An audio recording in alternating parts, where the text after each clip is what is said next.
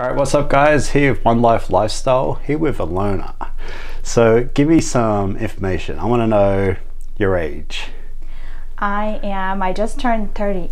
Just turned 30, yes. Okay, so look amazing. And then you're a mom as well? Yes, I have a almost 3-year-old. Okay, so that's kind of what I want you here, like someone who looks the part, someone who's a mom, someone who's taken away all these excuses. Your body fat now and kind of where it ranges from? Last time I checked it was close to 18. Yep. So it's 17 to 19 around which is there. Well and truly under like a female, right? Like average female or unhealthy female. Yeah, it's on the leaner side for me. Gotcha. But it's not my leanest because. Yeah, but you're in a great range where you can pull it pretty lean when you want to, correct? Yeah. It's a healthy spot for me personally. Yeah, and then your background. I know you're a personal trainer. Give me a rundown on your background in the fitness realm. Well, I first started as a personal trainer. I got to teach classes anywhere from small group to large group boot camp classes. And after having my son, I kind of had to go through my own fitness recomposition journey after pregnancy. Yep. And that led me to finding my passion and my niche, which is prenatal and postpartum corrective exercise. Okay. So what does that mean exactly? So basically it is the in-depth training that supports pregnant females during pregnancy, because there's so much stigma about working out during pregnancy and so much misinformation. Absolutely. And so much scarcity is created for us as women that we shouldn't let our heart rate go above certain point, or we should stop doing any physical activity. And of course, we should always consult with our doctors. Every situation is very different, but the biggest thing is so many women that exercised pre-pregnancy.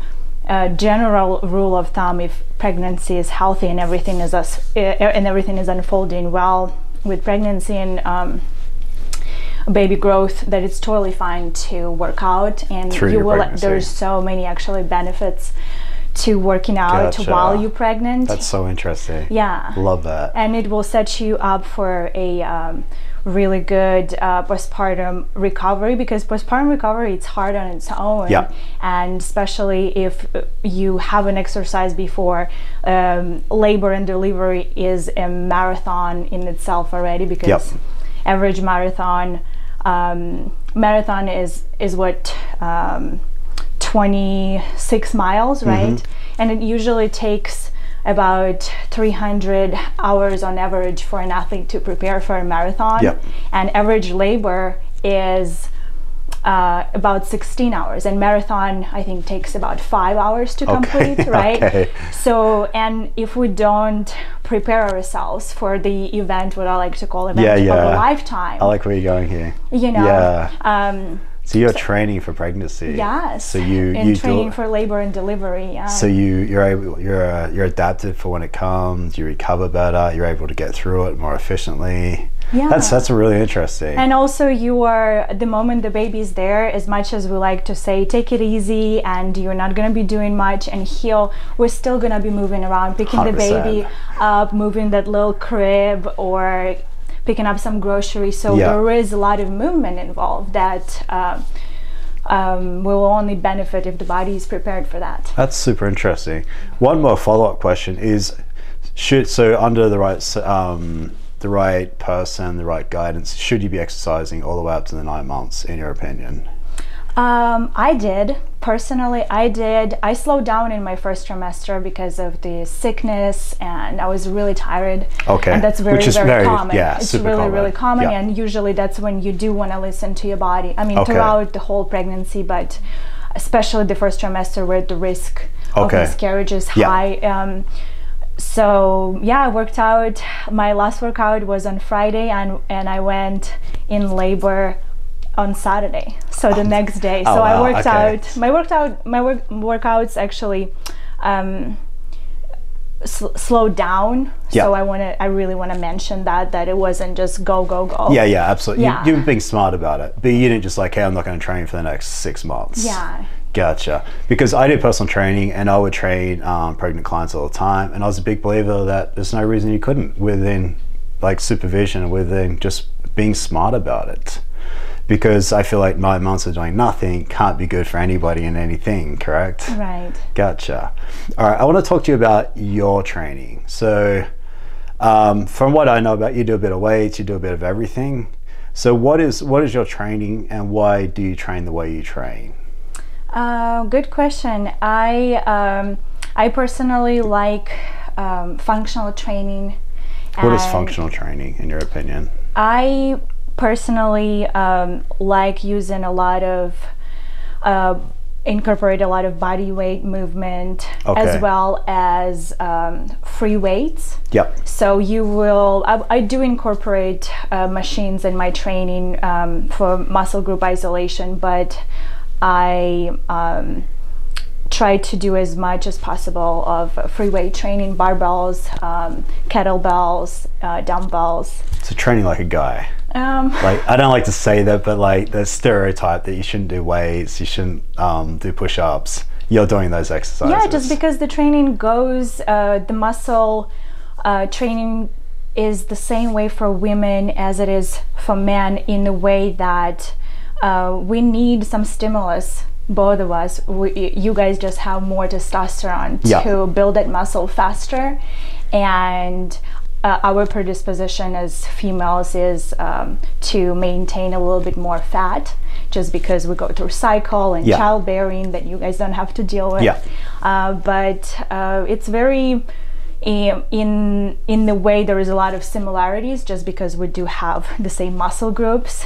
And yeah, exactly. And it's really important to have strong back for women as well as it is for guys. Doesn't mean we're gonna look like guys. Doesn't mean we're gonna look really big if we lift heavy.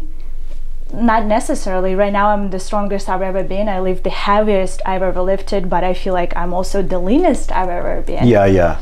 Do you mind, how tall are you? I'm 5'7", 5'7.5". What do you weigh, if you don't mind me asking? I am sitting, it fluctuates about 3 pounds depending on food intake and what's happening in my life. If I'm, hitting my workouts. But I'm sitting around 129, 134, so.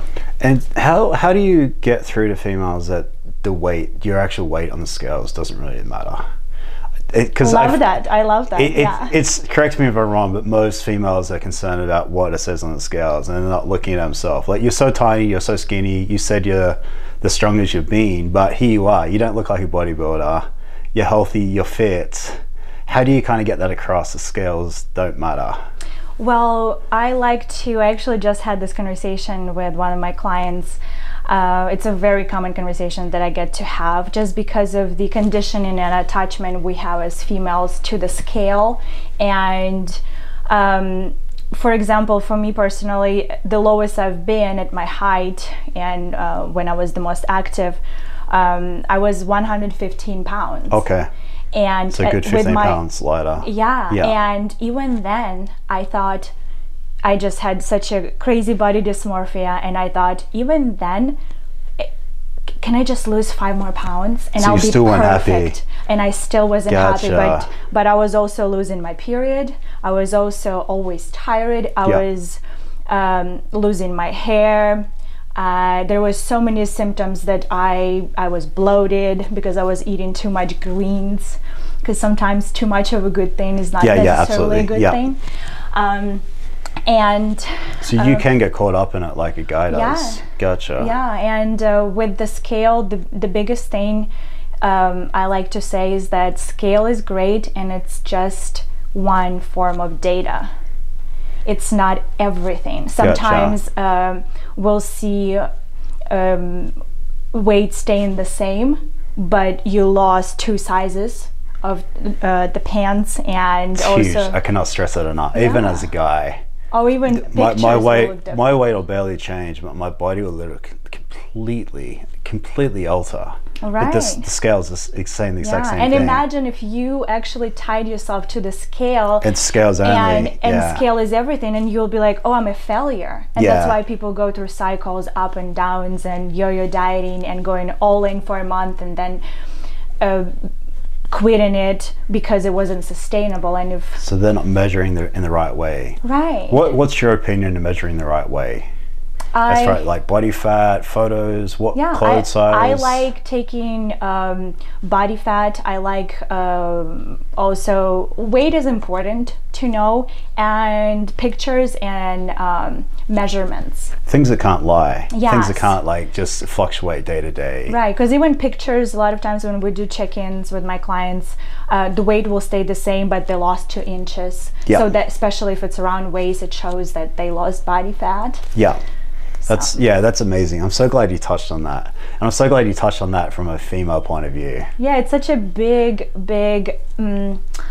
thing we deal with. Pretty much every client I got to work with, I had to have this conversation that, you know, had to break it down. And it's also the most rewarding thing, seeing them not to be attached to the scale. Because even right now, even for me, imagine if I was attached to 115 pounds, I'll be miserable right now. Yeah, you're 20 pounds overweight now. I'm 20 pounds heavier. Yeah. But if I show you the pictures, you'll be like, oh my goodness. You look so much you don't better even here. you don't even look that much bigger. 20 pounds, I can't tell, because I look fuller, because not everything is fat, because fat takes a lot more space than muscle. Yeah. That's why when we gain muscle, we actually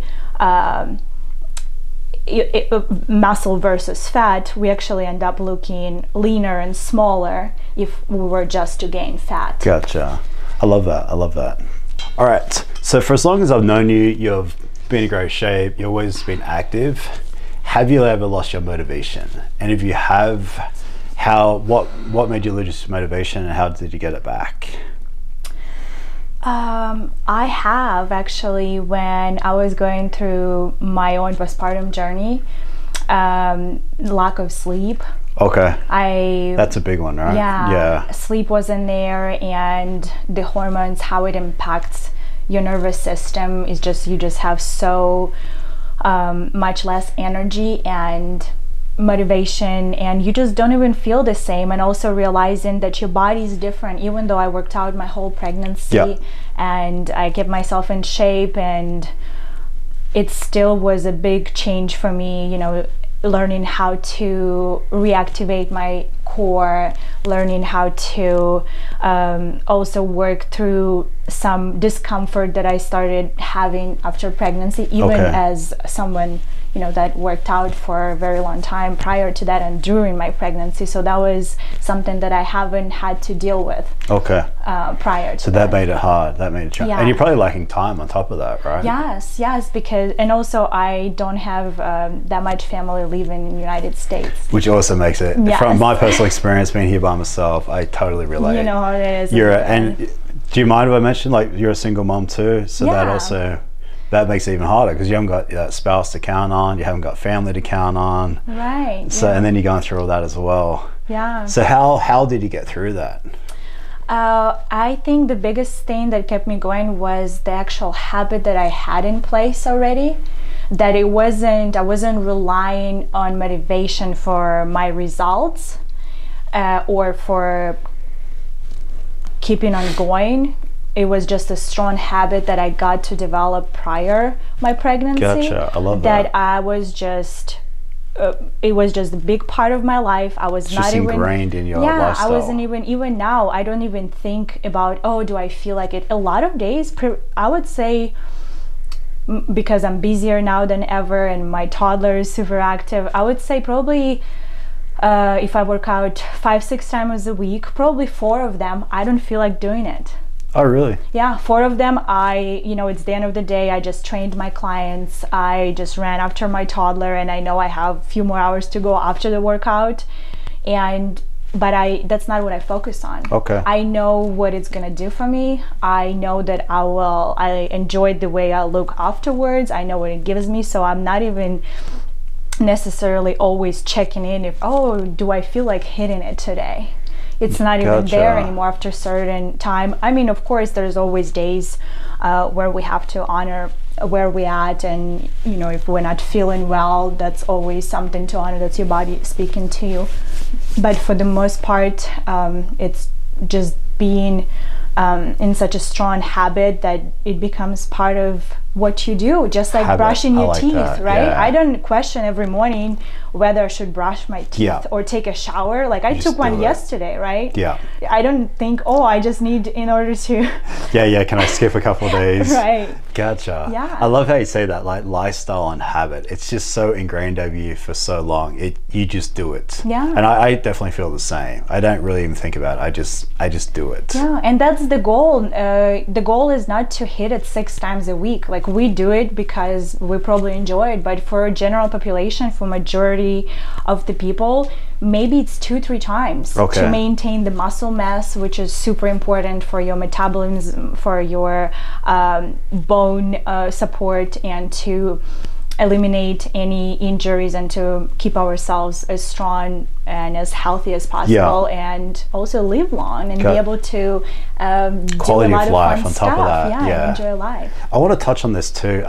You train the way you enjoy, correct? Right. Yeah. And I feel like that is so important.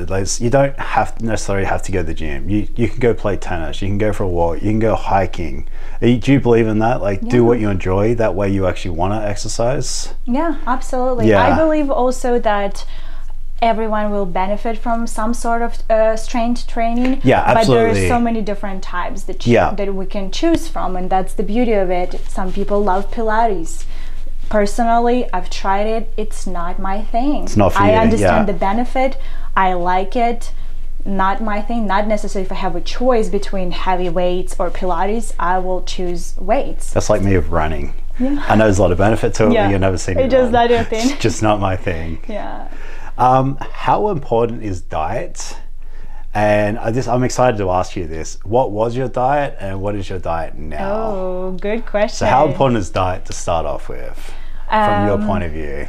I think it's 80 to 90% of your results, because think about it, even if you are really committed and you have the ability to work out 1 time a day for, let's say, 5 or 6 days a week, even that's like athletes, what athletes do, right?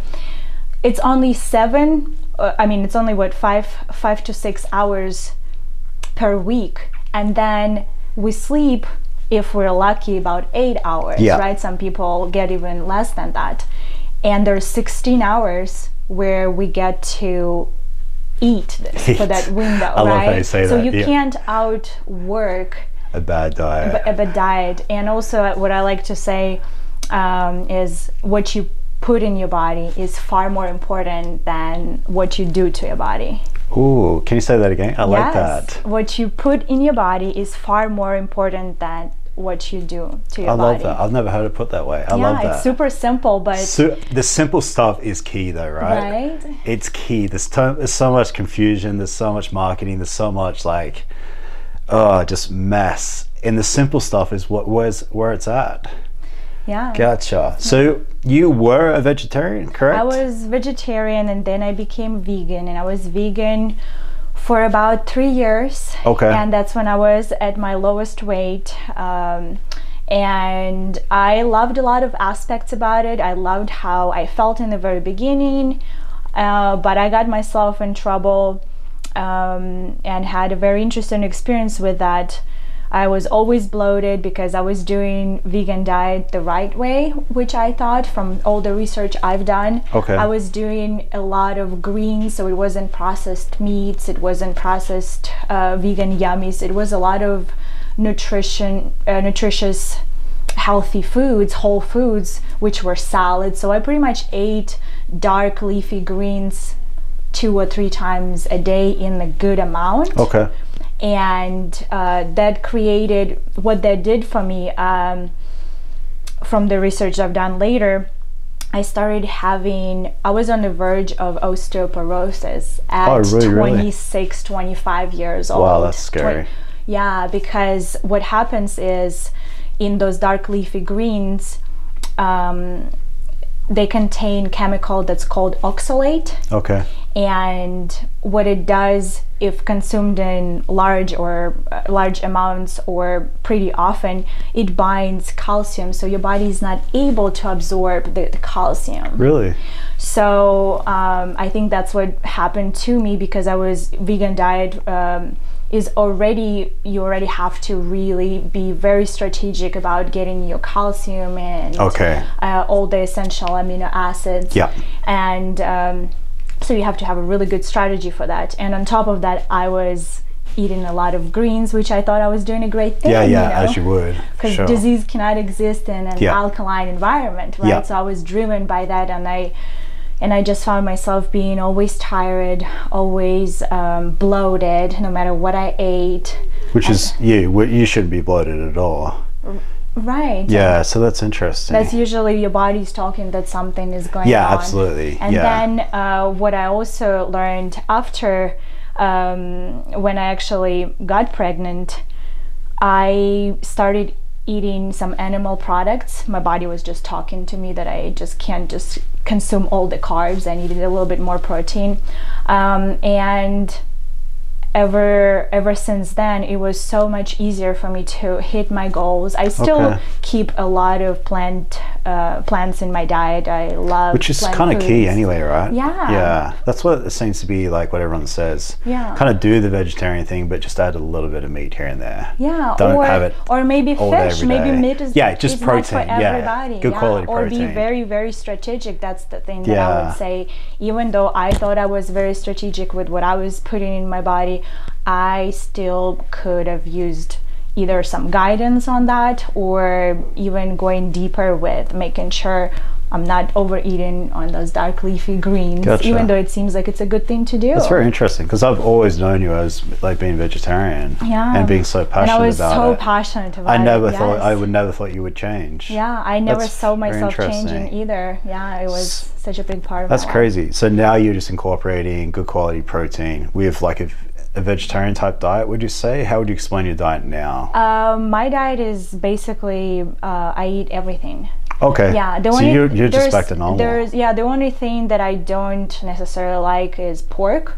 It just makes me very tired. Yeah. And I don't know, it just doesn't sit well with me, so I stay away from that. But the meats that I do eat, I rarely eat red meat. Okay. And if it is red meat, I try to have it grass-fed, grass-finished, so really high quality.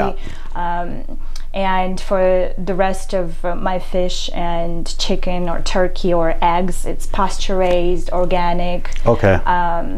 Because there's a difference between pasture-raised, free-range, and all that. So I just go for the highest quality, which makes it also very expensive. But at the end, it's at the end you would end up paying a lot of money too if you're vegan for all those superfoods to compensate the lack of certain nutrients that you would get if you were eating animal products. Seems like a lot of diets work, but if you're carnivore or you're vegetarian or you're vegan, it's easy to miss certain things which can lead to potential problems down the track. That's honestly, that blew my mind. You telling me that. I never thought I'd hear those words. You thought I was still never thought I'd hear those words from you. Your opinions on cardio when it comes to weight loss, and just cardio just in general health. What's good topic. I personally think that cardio is great, but we shouldn't rely on cardio as a source of weight loss. Repeat that for me, please. Yes, we shouldn't rely on cardio for weight loss. Okay. Nutrition comes first. Thank you. And cardio should be supplementary. Why? Listen to what she's saying. This is gold. Why? Because here's the thing. Your body's job is always to adapt to whatever stimulus you put on it. Yeah. And with cardio, whatever you did this week, if you're strictly doing cardio, you're just going to build up a lot of cardiovascular health. Yeah. And you might see some results, you will burn a lot of calories, you might lose a few pounds. And then next week, your body's already adapted. So what do you need to do now? You either need to go harder, faster, which is a ton of impact on your joints. So you have to be careful which shoes you're wearing, where you're doing it, how you're doing it, right? And also now you got to do more. And then if you do that, if you only do cardio for a month, 2 or 3, at some point you stop seeing results. And let's say that was your favorite form of exercise, and now you stop seeing results, you eat the same, you do so much, you do exactly the same amount of cardio that you did, but you get unmotivated because it's hard to, you're hitting a plateau, which with the weights, you can still do the same routine, same training, but if you kept going up in weight, you'll see your body change. Yeah. And so there's always progressive overload. And the thing with cardio is you only get the results of weight on the cardio. You're not increasing muscle mass, which is increasing basic like metabolic rates. Right. And then like I know weights, you keep burning calories for hours and hours and days after you do weights. Right. Whereas cardio is just cardio. Right. The moment you're off the treadmill, that's it. That's it. You stop burning those calories unless you went and did some HIIT workout. Yeah. That you actually. You mean like produce that thermogenic right? effect. Gotcha. Epoch. That's super interesting. All right, what's your advice to people out there looking to lose weight from your point of view? How do they get started? How do they get on the right track? The biggest advice would be to look for how are you going to do it sustainably. Because if the methods are not sustainable, results are not sustainable. So you say no quick fixes? Yes, no fads? Because we all have done it. I personally been there as a girl, as a younger girl, when I would go all in, and that's another piece of advice. I do not recommend going all in and throwing all your cards, all your cardio, all your weightlifting sessions, and the cleanest diet you can. I would recommend start at 2-3 times a week tops.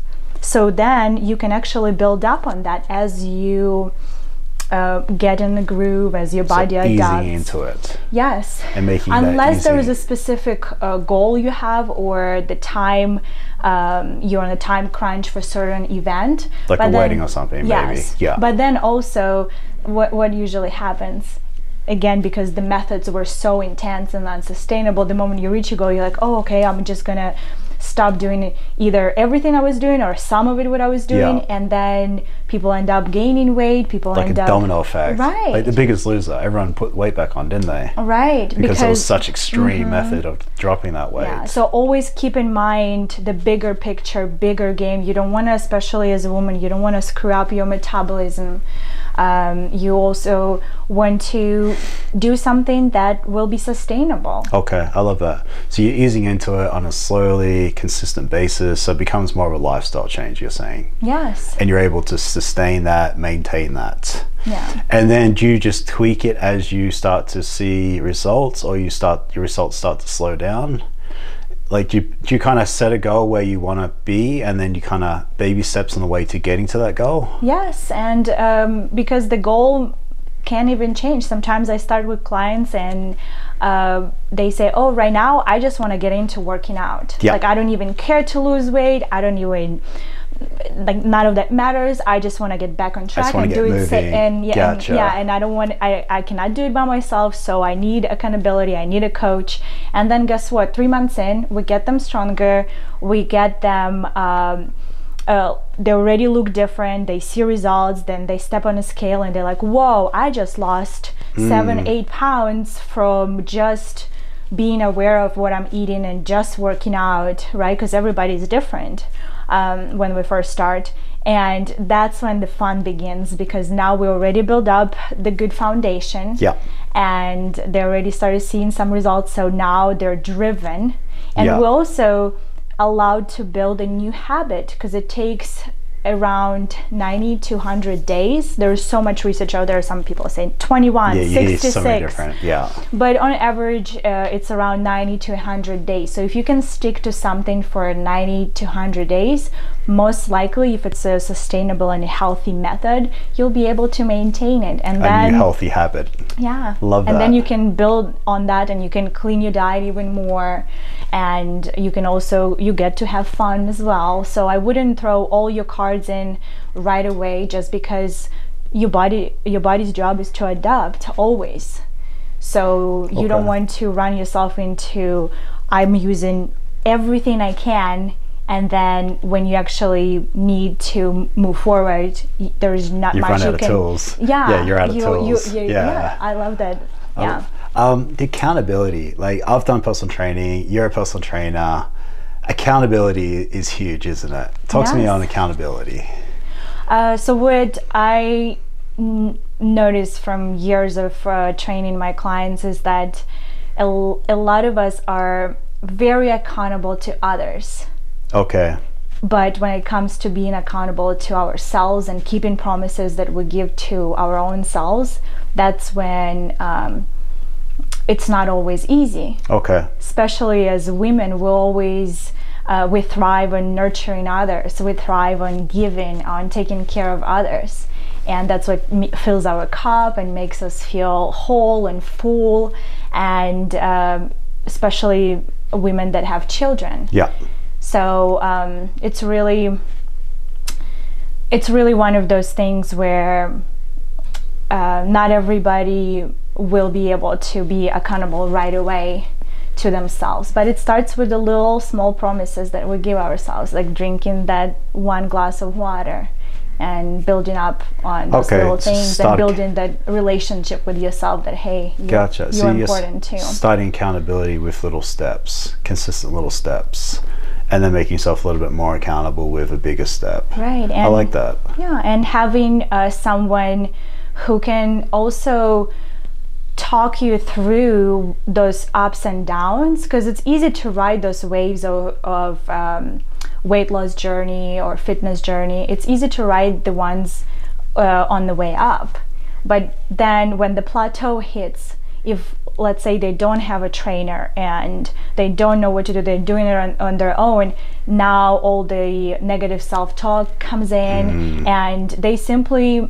a lot of it is also not knowing how to progress. Okay. And also not knowing how the body adaptation works, and that you actually are progressing. Look at your weights. Yeah. Actually, look, you just in 2 weeks, you actually went and traveled, and you didn't care about tracking your food, and you came back and you didn't even gain any weight, but you didn't lose anything. That's still a big deal. That's still progress. That's still progress, and you're still crushing it at the gym. Gotcha. You know, and what also is the progress is not being hard on yourself when you go off that track. That's huge. That's so big, right? Yeah. And getting back on track and not overthinking it, not stressing yourself out, not worrying about it. Yeah. If you're injured, you're sick, you go on vacation, you fall off track, it's not the end of the world. Yeah, you can't screw it up. Yeah, what's the end of the world? Yeah, if you turn 1 week into 1 year, that's the end of the world. Yeah. But you can still turn it around, right? Right. It doesn't matter how long you fall off track, you just got to get back up on the horse and get going again.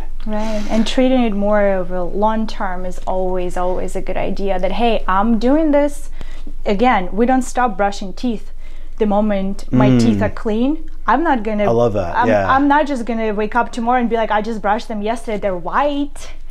You're committing to this forever. Yes, this is a forever we don't do thing. it about those things. We don't do it about brushing teeth. We don't do it about taking shower. We don't do it about, I don't know, connecting with our loved ones, right? But we do it when it comes to weight loss, or not even necessarily weight loss, but the health journey and just staying healthy and eating. Oh, I ate salad yesterday, so that's it. No more salads. Yeah. Right. I love how you're putting that. That's a very interesting way of putting it. But it's so simple. But it's like brushing your teeth and taking a shower. Now I'm just eating clean. I'm eating healthier on a consistent basis. Yeah. I'm going to have my ups and downs, but for the most part, I'm going to do my best. Right, because sometimes you brush your teeth for 30 seconds, not 3 minutes. Yeah, right? Almost once a day sometimes. And sometimes, it is. But then you not question it. Oh, I'm gonna have. I'm never going to brush my teeth again because I missed yesterday. Yeah. Love that. Right. The top 3 killers in this country: diabetes, heart disease, and a lot of form of cancers, all diet related. What's your thoughts on this, and how do we fix it? Because this scares the crap out of me. Yeah, it's oh gosh, where do I start? There's so much to it, and like you said, it does start with the diet, which I think, as abundant as this country is with foods. And for example, for me, I'm from Ukraine. Everything in Ukraine is seasonal. Okay. So if it's peaches, I'm only eating peaches around August, I think September. So you don't have access to everything like now. I think most Americans take it for granted, right? Yeah, now we started, but you usually have some sort of seasonal aspect to things. Okay. And usually those fruits and vegetables are gonna be the most potent, so we would eat that. And here we have access to we're so abundant here, we have access to all fruits and veggies we can think of, and yet we choose processed foods because of how it triggers our taste buds. And also I think the big thing is conditioning, is what we grow up eating, and there is no shame or blame to anybody. Everybody it's environmental, right? Yeah, everybody does their best. And in fact, you know, when people say that usually if parents are obese, their child is going to be obese, and then children of their child, because it's just from generation. And now epigenetics shows the same thing with cancer and all those hereditary disease. Epigenetics shows that it's actually 50-50. And the big thing in that is what we grow up seeing around and what we are exposed to, because it's a environmental thing, it's a conditioning thing. What our parents are eating, we're gonna be eating. If a parent is not providing whole foods, there's no way a child is just gonna go and pick up a carrot and eat a carrot if it's not on the table, right? Especially when it doesn't taste as good either. Right, and it's not to blame anybody, just more to take a look at things and realize the responsibility that we have for our future generations. And also I think a big thing for us too is the convenience. Like, a lot of the yummy foods are so convenient for us as parents to make for our children. And with the lifestyle and how fast pace we live nowadays, it totally makes sense. You're kind of rolled into my next question, is being a good role model as a parent, and how important is it to be that role model and instilling and teaching your kids certain things from an early age? Because I know your son's going to look at you and he's going to eat well, he's going to exercise because mommy does it, right? Hopefully, but here's the thing. But at least he has that information, right, opposed to not having it at all. Then it's his decision. Right. But if you're not equipped, you're not shown that, you're not instilled that, how are you ever gonna pick up a carrot, like you said? Right. And we can only do our best. Again, there is no shame in that. It's not said with that intention. It's mostly to bring the awareness that we do have a lot of influence as parents. And as a collective society on the future generation. If we go and support local businesses that provide healthier, organic, free-range foods, let's go there. There's so many choices, even between choices that are convenient and fast. It's always, all we can do is always choose the best possible option right now. And does it mean it's always going to be 100% the best option? No, sometimes it is going to be something that you made really fast and it was frozen and you didn't make from scratch. But if overall, again, 80 to 90% of it is whole foods and something that is homemade without MSG, without too much sodium, that alters our kiddos' taste buds, that it will be very beneficial, even if they're fallouts, even if they're fun foods, even if they're, I don't even like the word cheat, because like it's not cheating happens in relationship. I feel like it doesn't really need to happen in food because then I don't know, it just doesn't sit well with me in that context. But I call them fun foods, right? Because I like my fun foods. Yeah, me too. Fun foods in moderation, though, right? Yeah. And I think by being a parent and having your fun foods in moderation, you're kind of setting your kids up more for success. Hey, this is okay in small doses. And I think by teaching people why this is good, I feel like most people don't, like, even my daughter, does she know why soda's bad for you? We just say no, no, no. Yes. But are we actually educating people why we're saying no?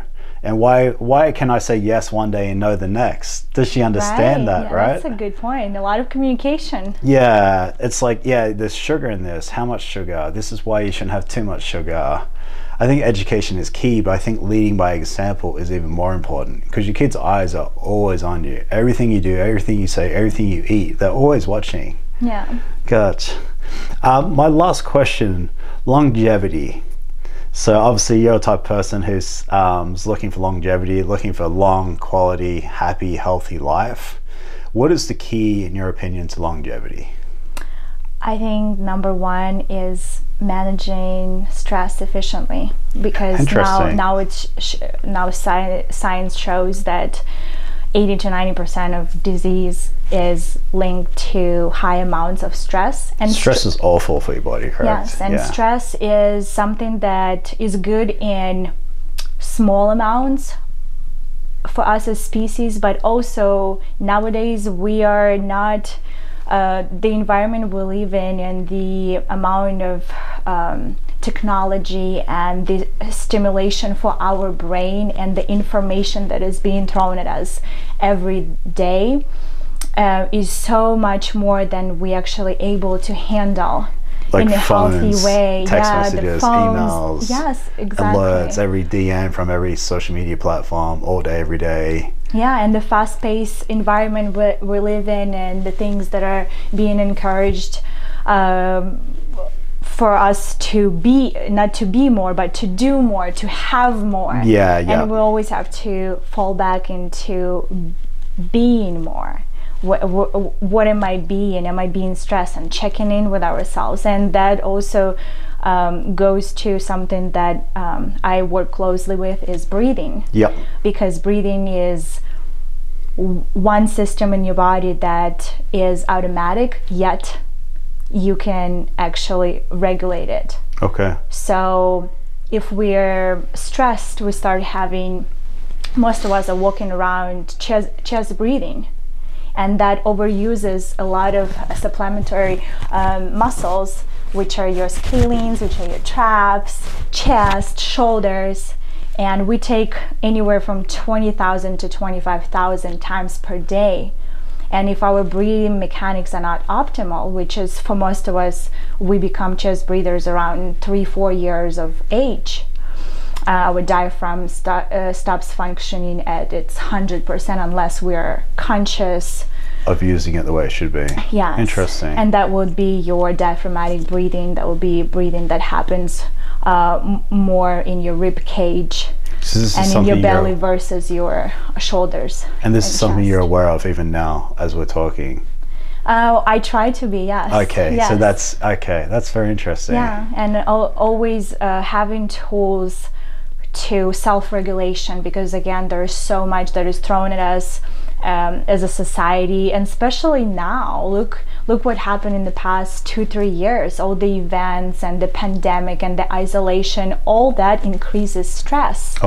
And breathing is something that is available to us. It's just the superpower, like I like to call it, that is in front of our nose. That if we tap into that, and if we develop that relationship with breath and tap into tools how to regulate our breathing, when we need it the most, which is when we're stressed. Okay. Because 70% of toxins are removed through breathing. Okay. That's crazy, isn't it? Yeah. Yeah. So if we're talking anything health, if we talk anything longevity, we got to be talking about breathing. You can be eating all organic foods. You can be eating all the free range meats and all the super foods you can, and supplements. And if your stress levels are high, you're not absorbing it all. 2, you're recirculating constantly that air, that you're not fully removing the toxins from your body, so it just gets accumulated, and that's where disease starts developing. And that's why it's linked, 80 to 90% of all diseases link back to stress. Gotcha. Because how it impacts our breathing pattern, that we're not able to properly remove the toxins. That's very interesting. I can go so much deeper into that. Yeah, I'm super passionate about that. It's something I haven't learned much of, and I'm not generally too aware of it myself. It's actually becoming really, really popular topic in the past 2-3 years. Okay. And it has grown ever since I started being aware about that, and I started learning about that when I had my son. Because anything I was trying to do, I was trying to birth baby naturally, I had to learn how to breathe. I had to get control of my breathing. Yep.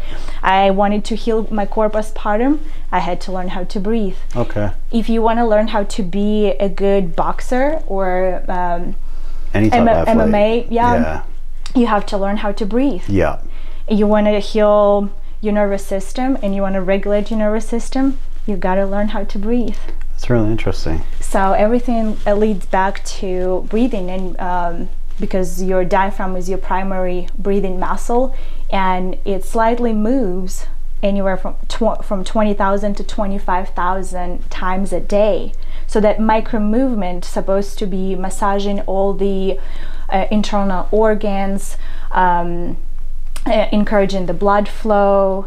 And if that movement doesn't happen in its full capacity, 1, we can't remove toxins properly. 2, we're overusing the other supplementary muscles instead of using the primary breathing muscles, which is your diaphragm, which is stress, right? Right. Yeah. And that's where all the muscle imbalances come in play. When you go and you take somebody through the assessment too, you see, that is why you're having all these other pains and aches, just because it's all interconnected because of that micro movement. Because think about it, you can't outdo something you do 20,000 to 25,000 times per day. How are you going to do that? There's no way, even if you work out every day.